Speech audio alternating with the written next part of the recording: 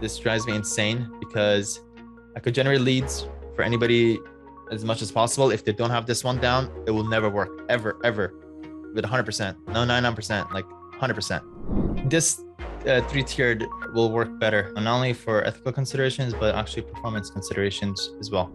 You create your own results, essentially, by creating these goals and incentives.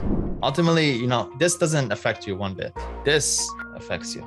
So I'm not worried too much about this, whether more or less. But if they get this, that's a huge win for you. Welcome to my legal academy, helping lawyers work smart, scale fast, and enjoy life. Converting Facebook leads. I could give you my own internal checklist. This could be much longer, but I really consolidate down to just these ones. I think this is like 80% of it. Every single one of these needs to be checked off. Number one is you need to text the leads before calling the lead. People don't like picking up their phone anymore, unfortunately.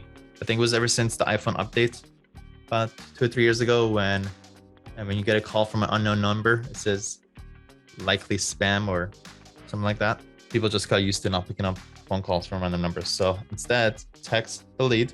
They'll see your message. 99% open rate. You use text. There's an art and science, specifically what to say.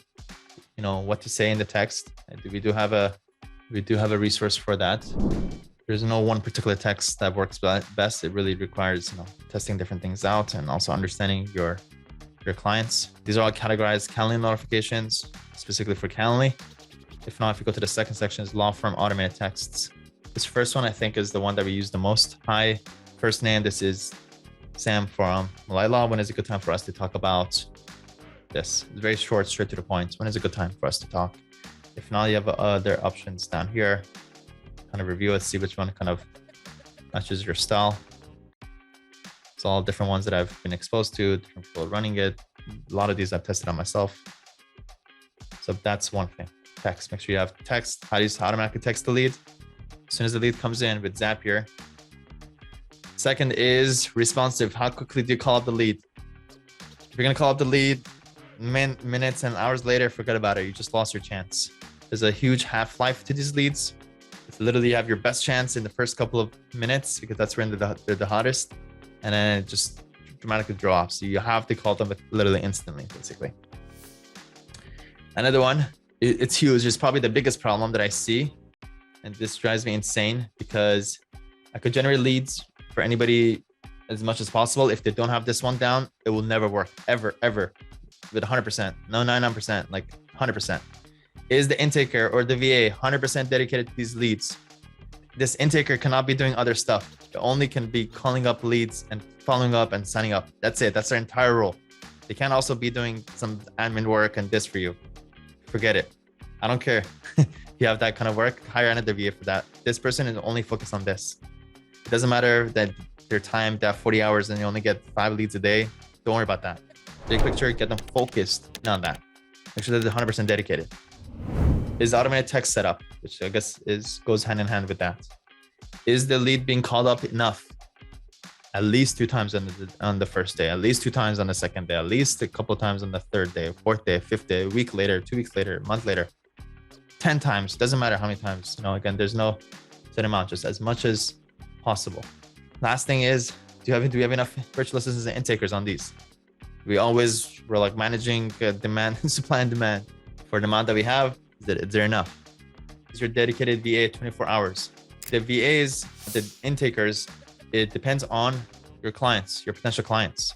So over time, the people that are on the ground that could tell you when your leads are more responsive. If you text leads in 8 in the morning, hey, can we get on a call? John is about to go to work. Why is he going to get on a call with you? So you kind of play by ear and you ask the intakers, trying to find out the sweet time when you're more likely to get these leads on the call. And you adjust their schedule towards that.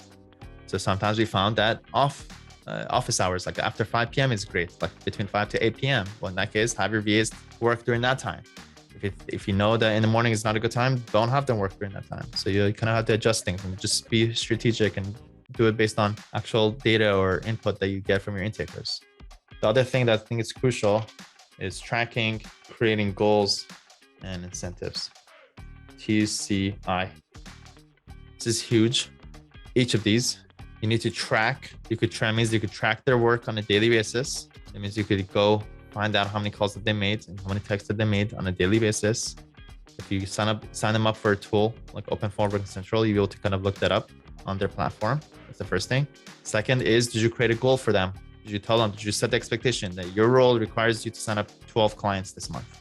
That's just by doing that, just by creating a very simple role, just by literally just that, you'll almost double your performance. And third is ideally creating incentives for them. That means on a 3-tiered system, not per client, but on a 3-tiered system, you sign up 10 clients this much, 15 clients this much, 20 clients this much. If you want more context about this, but one of the resources there is bonus and incentive notes. It kind of explains this whole idea. So please consult with an ethics lawyer in your state before offering incentives to your team members. The best way to create bonuses on your team is the 3-tiered performance-based incentives like this. Hey, hope you're enjoying the video so far. If you're a lawyer and you're looking to work smart, scale fast, and enjoy life, right below this video, you'll find a link to book a call to speak to my team so we can tell you how we've been able to help over 500 law firm owners scale their law firm. Now back to the video. Elizabeth, you want to share your insight? Sure. So my lawyer finally, we went through everything, and she said, at least for the state of Wisconsin, that you don't ever want to tie anything to a particular person. So there should never be a name or you get for signing this person up, you get anything. So the tiered system works fine, or it can be raw numbers. She also said it's better to bonus a team rather than bonus an individual. So again, it doesn't matter. And that makes sense too. It doesn't matter if team member 1 is the one that takes the call, the whole team gets the same bonus. Or in our case, I have people that are part-time and people that are full-time. So the part-time people get a half of the bonus or whatever. But the value of having it as a team also, I think financially for the firm, is that way, if one of them takes the call and then the other one follows through and somehow signs them up or whatever on the second call, you don't want them competing with each other or feeling well, if they said, call me back at 5:00 and I don't work at 5:00, but other team member Y works at 5:00, I'm not going to even bother putting in the note, because what do I care? I don't get the bonus anyway. So it made sense, just from a financial perspective, to treat them that way.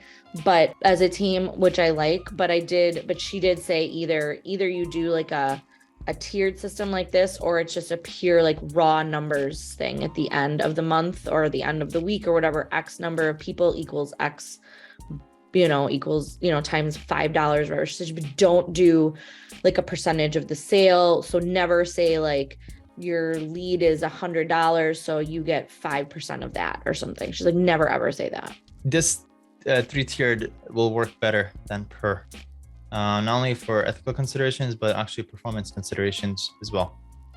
I was wondering about that, because then I feel let's say it's the end of the period, whatever, the week, the month, whatever your thing is.